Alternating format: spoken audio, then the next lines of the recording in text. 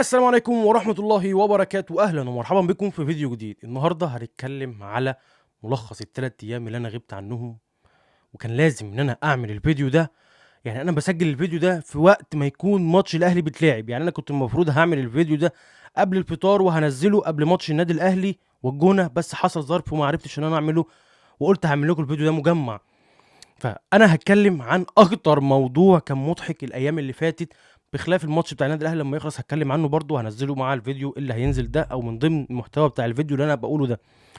اكتر موضوع شاغلني واكتر موضوع مضحك قوي بالنسبه لي، موضوع ان الزمالك خرج من كاس مصر على يد سيراميكا. ماتش سيراميكا ده عليه مليون علامه استفهام. يعني لو احنا جبناها من ورا قوي، اول ما اتحاد الكوره او الرابطه على حسب اللي بيدير فيهم كاس مصر طلعوا حددوا ميعاد ماتش الزمالك مع سيراميكا كليوباترا في دور ال 16 من كاس مصر، كله طلع يقول لك ازاي واحنا عندنا في افريقيا وان احنا نلعب ازاي واحنا هنريح يومين بس، وقعدوا يهللوا. بص، انت طبعا عارف عزيزي المشاهد تهليل الزملكاويه عامل ازاي. يعني هم قعدوا يتكلموا بطريقه تخليك اللي هو انت ميت ضحك، اللي هو احنا عندنا ماتش في افريقيا وبعد كده هننزل نريح ماتشين ونريح يومين ونلعب ماتش في كاس مصر، ده عدل ده ظلم. وانت عارف بقى عزيزي المشاهد ان الكائن الزملكاوي اول ما بيمسك في موضوع ان هو مظلوم بيفضل يتكلم فيه لحد ما يجيب اخره، لحد ما يجيب اخر الموضوع ما بيسيبهوش. احنا مظلومين، احنا مضطهدين، هو عشان الزمالك هيفوق، هو عشان الزمالك احسن فريق، هو عشان الاهلي واقع، هو عشان الاهلي خرج من كاس مصر. هو قاعدين يتكلموا، مع ان عزيزي المشاهد انت لو جيت تتكلم او جيت تفتح في موضوع ان الاهلي علشان طلع من كاس مصر، او ان عشان الاهلي خرج بطريقه زي دي من مصرية الاتصالات وعايزين يخرجوا الزمالك، هي مش موضوع ان هم عايزين يخرجوا الزمالك، موضوع ان الاهلي لعب نفس بالطريقه اللي الزمالك هيلعب بيها.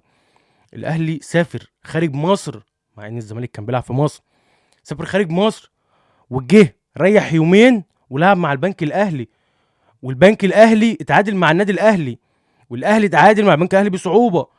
لا طلعنا اتكلمنا ان التوقيت، ولا طلعنا اتكلمنا ان ازاي ده ينفع، ولا طلعنا اتكلمنا ان اتحاد الكوره مضطهد الاهلي، ولا طلعنا اتكلمنا ان الرابطه بتقول ان الاهلي جامد فاحنا عايزين نوقعه، ولا اتكلمنا عن الموضوع ده من اساسه، ولا شغلنا بالنا بيه اصلا. اللي هو يا جدعان احنا هنتكلم عن ايه؟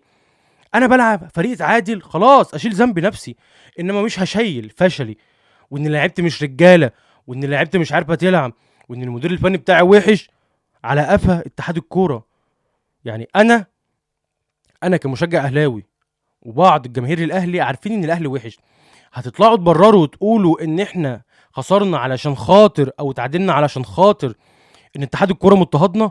احنا مش سذج للدرجه دي عشان نسمع بالقصه دي ونقول فيها ونطلع نرددها ونمشي على سيناريو زي ما الجماهير الزملكاويه بيحصل. الزمالك اول ما بيتعادل او بيخسر تلاقي سيناريو متوزع عليهم كلهم بنفس النص: تمت المهمه بنجاح، تمت المهمه بنجاح، تمت المهمه بنجاح، وخروج الزمالك بفضيحه، ومش عارف ايه الكلام ده كله.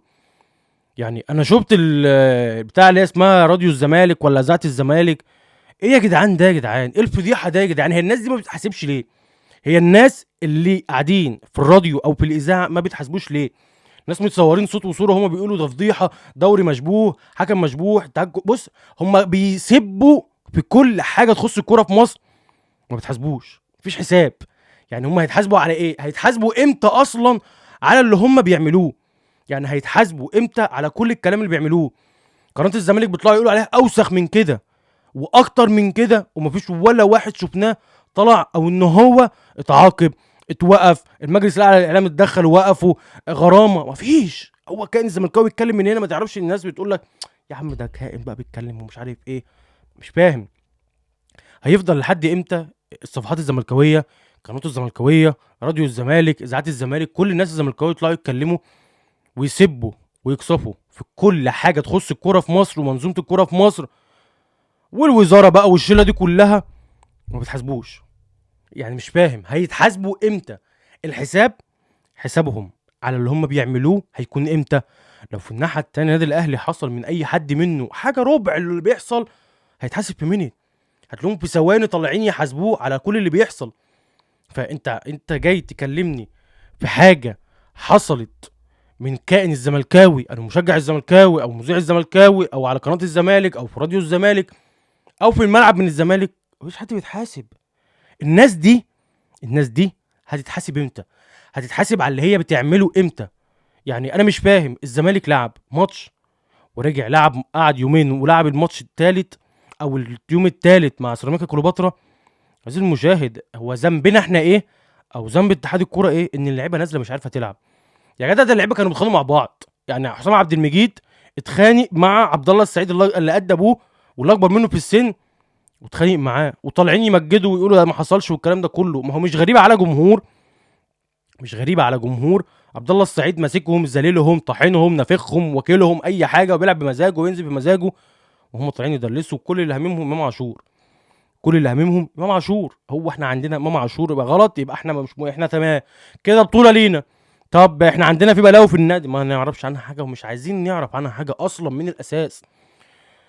فالزمالك اصلا نزل لعب وحش، اداء وحش، الحكم كان كويس جدا جدا جدا. وهجيلك في نقطه دلوقتي هبين لك قد ايه ان الزملكاوي او كان الزملكاوي او اداره الزمالك بينت للعالم كلها ان هي اكتر نادي كان بيدعي المظلوميه في حوار التحكيم. فاكر عايز المشاهد ماتش الاهلي والزمالك السنه اللي فاتت اللي الاهلي انسحب منه عشان محمود بسيوني كان بيحكم والاهلي كان رافض وعايز حكام مصريين؟ فاكر انت اكيد. فانا قبل ما اتكلم بس قبل أو لو انت فاكر يعني خليك فاكر برضو ان انت تنزل تعمل اشتراك في القناه عشان يوصلك كل جديد. وعايزين نوصل ل 300 مشترك، انا تالت فيديو بطلب منك ان احنا نوصل 300 مشترك، وعايزين نوصل الفيديو ده لاكبر عدد من اللايكات وانت تقدر.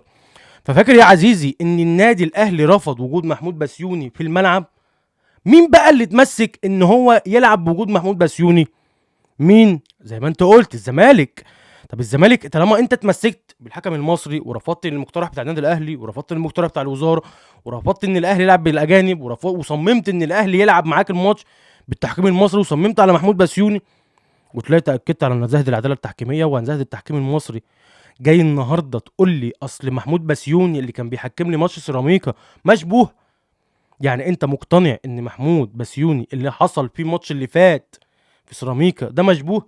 ضربة جزاء، ضربة جزاء، وطلع لك بدل الحكم 5 قالوا لك انها ضربة جزاء، بس كان الزمالكاوي مصمم ان هي مش ضربة جزاء، ان ده ظلم وان الحكم مشبوه وان بطولة مشمومة على رأي جاليلو بتاعهم وان ما ينفعش وان احنا مظلومين وان عشان الزمالك بيفوق وان الكلام ده كله سمعناه مليون مرة في كل حتة. التحكيم حلو او التحكيم يكون في صالح الزمالك يبقى ان بص الحكم ده 100 100 والكفته دي 100 100 واللعيبه دي 100 100. الحكم جه على الزمالك الحكم ده وحش، حتى لو كنت انا في ماتش نادي الاهلي اللي انسحبوا قلت عليه ان هو حكم نزيه وانا بحب التحكيم المصري وقد التحكيم المصري ده فاجر وعايزين نلعب بيه. فسبحان الله، يعني هم من موقف عملوه بينوا قد ايه او لغوا فكره ان هم يكونوا عايشين تحت بند ان احنا التحكيم المصري ظالم، التحكيم المصري بيظلمنا. من اول الماتش ده ما حصل وهم طلعوا اكدوا على نزاهه التحكيم المصري وان التحكيم المصري 100 100 وان محمود مسلم 100 100 وهم مش يعني حتى لو انت اتكلمت محدش هيصدقك. مش ده نفس الحكم اللي انت طلعت قلت عليه ان هو حكم 100 100؟ ما هي نفس الحكم النهارده جاي تقول ان الدوري ده مشبوه وان الحكم ده ظالم وان الحكم ده مشبوه وان هم عايزين يخسروا الاهلي وان حد قاعد بالتليفون بيقول له تيجي او ما تجيش وان ربنا اسمه العدل ان الكوره جت في العارضه والكلام كله الفطشان اللي طلع منهم. ف فازاي انا لو قلت لواحد ان واحد قال على حد كويس ورجع تاني يوم قال له ده وحش مش هيتصدق. فهنعرف ان انت ظالم كلك على بعضك، ان انت عايش على دور المظلوميه والمؤامره وان احنا مظلومين. فراس مال الكائن الزملكاوي او راس مال المشجع الزملكاوي هو الكلام، هو المظلومون، هو اللي احنا مؤامره علينا، هو احنا ان الاهلي نادي الدوله، هو ده بص راس ماله القصه دي. فالزمالك اللي اتظلم، الزمالك ما تجاملش، سيراميكا ما تجاملش، الحكم كان كويس جدا جدا وطلع بدل الحكم 10 قالوا لك ان هو كان ضربه جزاء علشان كان بيعمل بلوك مش ان هو كان مشترك في الكوره معاه فان هو نزل سنه عليه والكلام ده كله. لا ما ينفعش، الزمالكاوي اكبر من كده صدقني، الزمالكاوي اكبر من كده، ما ينفعش ان هو يعمل كده خالص، مش ده الكائن الزملكاوي اللي احنا نعرفه. فموضوع ان الزمالك خسر بفضل مؤامره ده موضوع فاكس منه وموضوع ملوش اي اساس من الصحه اصلا. فهارد لك او هارد لك او مبروك لسيراميكا كليوباترا على الصعود وتخطي عقبه النادي الزمالك، وان شاء الله ان شاء الله بكره سيراميكا يعملها التاني ويكسب بيراميدز في الدوري. يعني بص يا سيراميكا انا مش بديك لعيبتي علشان خاطر تخسر من اللي احنا عايزينك تخسر منهم او اللي احنا عايزينك تكسب منهم. فانت لازم تكسب. انت خلاص طلعت الزمالك من الكاس والاهلي بره الكاس، وكده كده الكاس ايه بيراميدز اللي هياخده، او ممكن سيراميكا. برضه سيراميكا عامل فريق كويس، واخد نص لعيبه الاهلي وعامل فريق كويس جدا. فانا كل اللي طلبه من نادي سيراميكا بكره ان هو يكسب لبيراميدز، والزمالك يتعادل يا عم او يخسر، واحنا نكسب النهارده وتبقى بص 100 فل و10، والاهلي يرجع تاني يبدا يرجع ينافس على الدوري، بدل ما هو اصلا هو لسه بينافس، بس لو خسر اي نقطه مع السلامه. فهارد لك لنادي الزمالك ومبروك لنادي سيراميكا، وان شاء الله بكره يؤدي نتيجه كويسه جدا جدا جدا امام النادي بيراميدز. الحمد لله الحمد لله الحمد لله، بعد تعب اعصاب وشد وجذب، وان انت قاعد بتتفرج على ماتش النادي الاهلي والجونه في الدوري، من ناحيه انت لازم تكسبه، ومن ناحيه تانية اللعيبه بتلعب كويس. يعني انا المشكله ان اللعيبه بتلعب كويس، وان الجونه فاتح خطوطه معاك بيلعب معاك. يعني مثلا مش زي اي فريق تاني، مثلا زي الاسماعيلي الماتش اللي فات كان قافل ومصعب الدنيا، لولا غلطتين كسبته. واي فريق تاني بيكون قافل خطوطه جامد ومش عايز يلعب معاك، وانا هنزل ادافع زي غزل المحله. لا بالعكس، الجونه كان نازل بيهاجم معاك هجمات هنا وهجمات هنا. بس المشكله اللي هفضل اقولها وهفضل اعيد وازيد فيها، يا جدعان النادي الاهلي من غير مهاجم. يا جدعان انا مش فاهم، هي قصه المهاجم في النادي الاهلي دي نكسه؟ يعني هو النادي الاهلي ده مكتوب عليه ان هو يفضل طول عمره بلا مهاجم؟ يعني انا مش فاهم، يعني هنفضل قد ايه بنلعب ان احنا ما عندناش مهاجم؟ النادي الاهلي بيلعب من غير مهاجم. ما اعرفش بقى هم اللي بيروحوا يختاروا لعيبه ما بتعرفش تلعب، ولا اللعيبه بتيجي في النادي الاهلي بيحصل لها ايه؟ يعني كاموش جاله اكتر من كوره مفيش بلح. مروان اوتاكا جاله حته الدين كوره متصلحه من يوسف بالعمري اللي هنتكلم عليه كمان شويه، كرة عالمية خيالية اللي هو انت محتاج بس تدفع عليها تيجي جون، دخل شطوحها. انا مش فاهم هيفضل قد ايه النادي الاهلي بيلعب بالطريقه دي مع المهاجمين. يعني المهاجم بتاعنا لازم ينزل يضيع. يعني مروان اوتاكا كان في سيراميكا كان مدغدغ الدنيا، جه النادي الاهلي زي ما انت شايف كده عزيزي المشاهد. فانا مش فاهم موضوع المهاجمين في النادي الاهلي ده يوصل لحد فين. النهارده النادي الاهلي يفوز على الجونه بهدف المتالق امام عاشور فقط، مش هنقدر نقول له ان انت اكتر من متالق، مش هنقدر نقول له ان انت لاعب عالمي زي ما عملنا لما رجع من الاصابه وكانت الدنيا فجره معاه قوي والتاني كان النادي الاهلي. فاحنا بالنسبه لنا النادي الاهلي يفوز على الجونه في الدوري ويرتفع رصيده ل 33 نقطه في المركز الثاني مؤقتا بهدف امام عاشور. هو الهدف حلو، الاسيست من بن شرقي خيال، الفينش بتاع امام عاشور خيال. بس انا دايما بقولها ان امام عاشور هو قوه النادي الاهلي، بس مش هينفع ان احنا نفضل بنمجد فيه، بنفخم فيه، بنرفع في معنوياته، بنرفع في مستواه وبننجمه، وفي الاخر هو يجي يتنك علينا. فلا يا حبيبي، انت لاعب، انت اعتذرت وبص الشعار واحتفلت مع الجمهور وحقوقوا عليا وعلى راسي وتاج والكلام ده كله، ما عنديش مشكله. انت لعيب زي ما بقيه اللعيبه بتلعب، فانت مش هتتنجم زياده عن اللزوم زي ما حصل معاك قبل ما تعمل الكارثه اللي انت اتعاقبت عليها. فمبروك للنادي الاهلي، بس انا عندي شويه تحفظ على شويه كلام هقدر ان انا اقوله النهارده في الفيديو، بس مش فني. انا مش بعلق على كلام فني نهائي.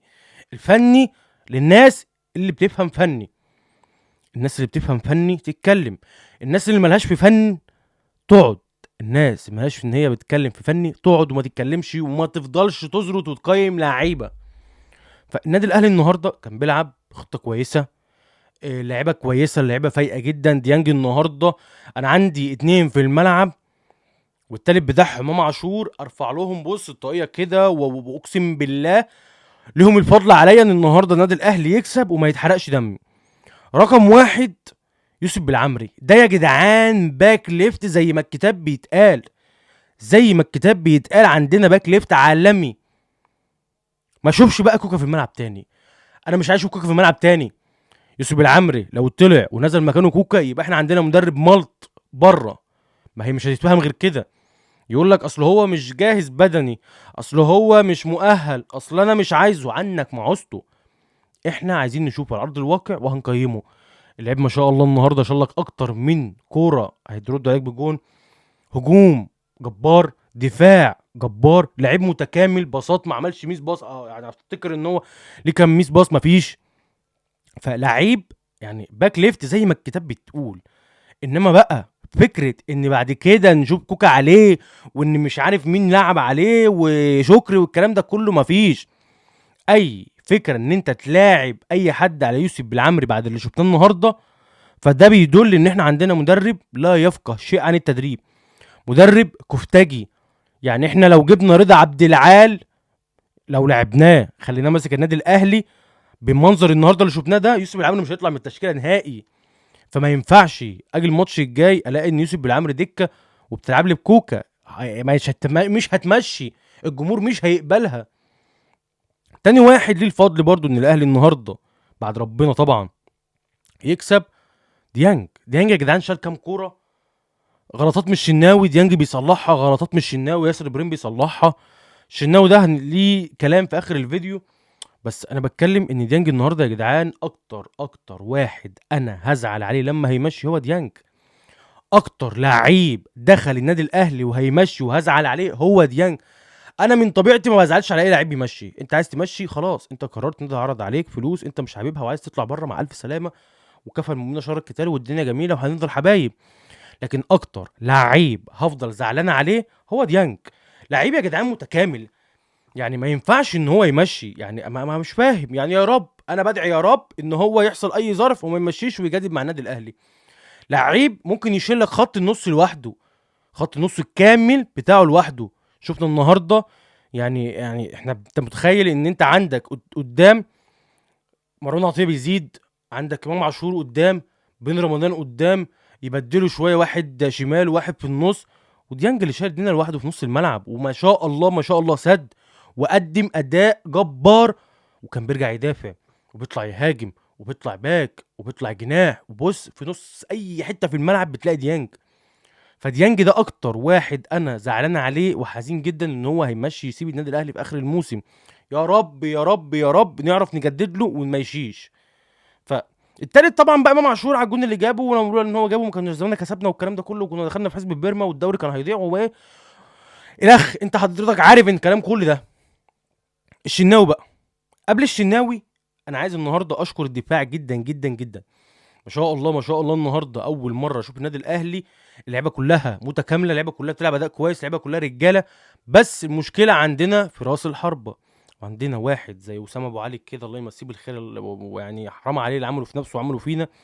لو كان عندنا واحد زي اسامه ابو علي من نص الفرصه يخلص، كان الماتش ده يخلص 3-4 3-4. كام كوره للمهاجمين مش عارفين يخلصوها، لو في مهاجم فينيشر بلاش اسامه ابو علي فينيشر كان كسبت 3-4. فالنهارده اللعيبه كلها متكامله ما عدا راس الحربه.